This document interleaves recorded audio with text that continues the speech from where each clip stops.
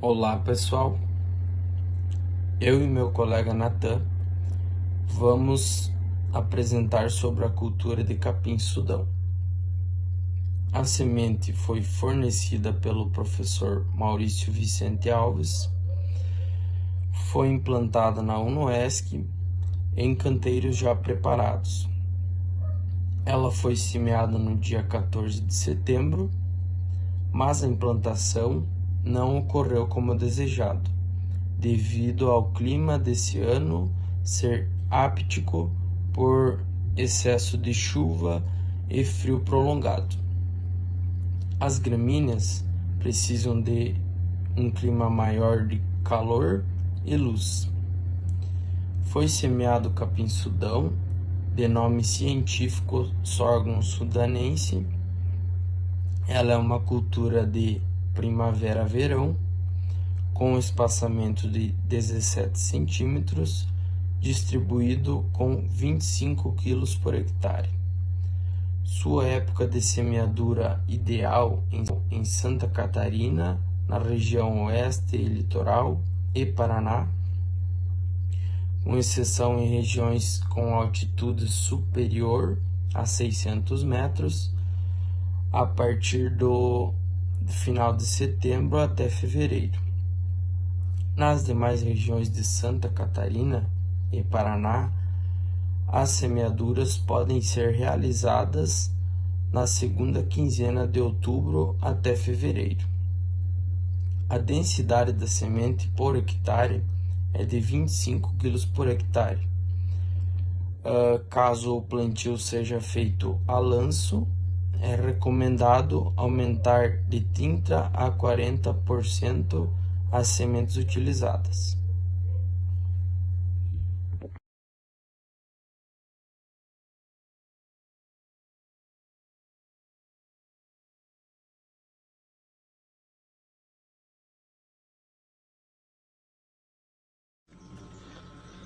Boa tarde, eu me chamo Natan e vou estar falando sobre alguns pontos do capim-sudão, junto com o meu colega Eduardo Cassol.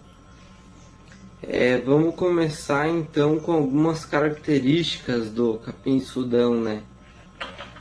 Então, uma gramínea, basicamente de porte ereto, tem cerca de aproximadamente de 30 a 60 centímetros de altura, uma largura aproximadamente de 15 milímetros, largura de folha, né? Possui um sistema radicular com raízes largas e bem fibrosas.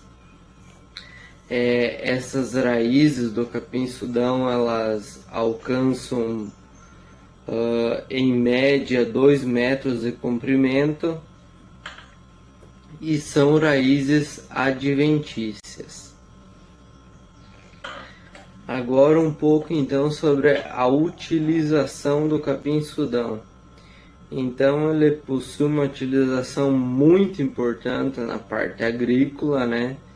Podendo ser trabalhada como cobertura de solo e também muito importante na parte animal, sendo basicamente como fornecimento de alimento, de pastagens. Sobre as curiosidades do capim-sudão. Então, ele não tem um crescimento efetivo, não tem um crescimento muito bom em altitudes de acima de 2.700 metros e pode, em certos casos, né, apresentar toxicidade. Então, ela pode apresentar toxicidade quando ocorre a rebrota durante secas, mas isso são fatores exclusivos, né? Raramente acontece. O nome dessa toxidez que se dá é durina. Então ela pode se tornar tóxica aos animais que virem a ingerir a planta do capim-sudão, nesse momento específico dela, né? Que seria com o rebrote sobre estresse hídrico, né? Sobre a seca. Então, um pouco sobre as doenças. O capim-sudão ele é uma planta bem rústica, né? Porém, em condições climáticas que se tornam favoráveis à ocorrência de fungos, né? Ela pode ocorrer algumas doenças nessa parte.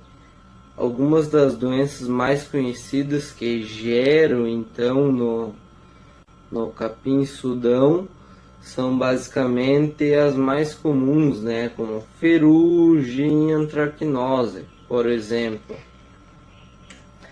Já sobre as pragas que atacam o capim-sudão, geralmente são as mesmas pragas que atacam a maioria das pastagens, como podemos citar ali dentro delas as cigarinhas, que são um problema bem grande nessa parte de controle, né?